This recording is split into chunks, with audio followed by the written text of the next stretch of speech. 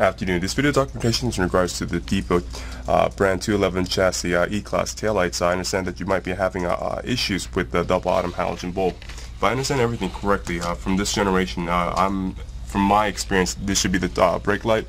The middle should be reverse light following the signal lights, and then bottom being the parking lights. If I understand that correctly, I understand that you have one of the halogen bulbs not lighting up for the passenger right side. So I actually have a new taillight side to give you an example in regards to the troubleshoot that I'm proposing. So there's actually one or two ways that you can go to about in troubleshooting for these taillights. The easiest way would be, once you freed up the taillight side, would actually be with a 12-volt power supply to go ahead and use your leads to bench test the taillights, and which I'll be more than happy to provide the pin out. I do believe I've just figured it out right now. So that being the case, I can get a digital copy of this for you, which I'll go ahead and kind of run through the bench testing process for the taillight side to kind of basically show you what we do before shipping out the taillight set. So moving on, going from each of the positive pin and getting my grounding negative correct. This should be the signal light outer bulb, and then moving on should be the parking light, the bottom bulb, which this I'm assuming is the outer bulb. Moving on, this is again the bottom bulb, parking light inner.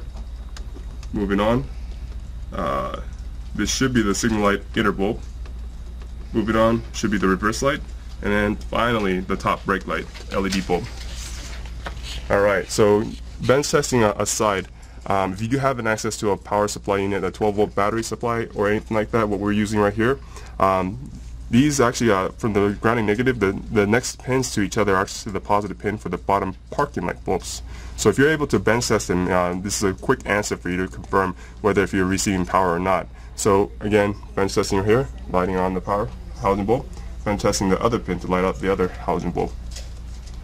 Furthermore, if you do not have a power supply that you can bench test the unit with, this is actually the troubleshoot I'm proposing. So go ahead, kind of remove the gasket. You have it slow holes that you can just slide them off, and then these sockets are so simply twist to remove. Once you twist, you should be able to free up this halogen bulb. Oops, and free both the parking light halogen bulb. So this one might be a little bit fatter, so we do a careful job removing it.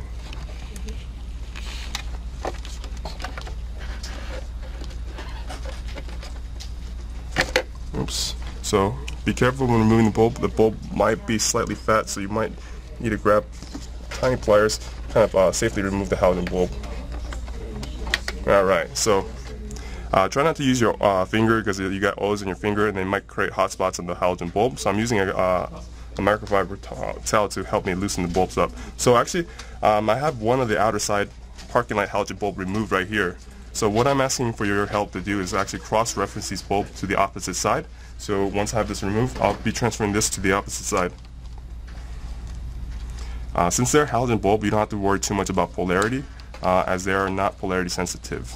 So just make sure that the bottom metal contacts are in touching or in place or in contact with the plates inside. Got that done. Moving on. Now moving the halogen bulb to the other side. Alright, perfect. So for the duration of the test, you can kind of have these two halogen bulbs sitting outside, so you don't have to plug them in, just to run the quick retesting to see if the issue follows the halogen bulb, which that will be your confirmation that you need a replacement halogen bulb for this bottom parking light, at least one of them. So once I cross-referenced it to the opposite side, as long as the halogen bulb is not touching the plastic, you can go ahead and run either the bench testing or set this taillight side safely in your trunk compartment to have the OEM connector stretch out to just simply connect it so that you can run the testing. Again, go ahead and bench test it with my positive lead. So turning on my power supply.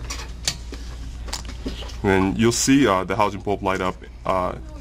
Being the case both are working, they'll light up accordingly. However, I'm just wondering on your end what the results are. As you can see that. So me bench testing is kind of the same as you reconnecting your main taillight connector and testing the parking lights mode to see if the issue follows the one halogen bulb that originally did not work on that specific side. If that's the case, please let us know. Hopefully you can kind of show us a brief documentation of your troubleshoot confirming this. However, in the event that the issue still remains, on the same side, same halogen bulb, even though you cross-reference it. There might be an issue with the power from the main pin, at least from that halogen fixture pin, not transmitting power correctly to here. So if you do have an access to a voltmeter, I do strongly urge you to see from your main connector. You can kind of follow the pins to make sure that you do have power from each of the parking lights pin from your voltmeter. If the needle moves when you have on your main connector insert those voltmeter leads, then that means you have power providing it, and it's just somewhere in here that's not transmitting the power. However, in your main connector from either of the parking light pin, you do not have a voltmeter reading or needle jumping. That will be your indication somewhere along your factory lines that there might be power not supplied to the main taillight connector. Hopefully this is a brief overview that can help you point you out in the right direction in regards to the troubleshoot. Thank you so much for your time.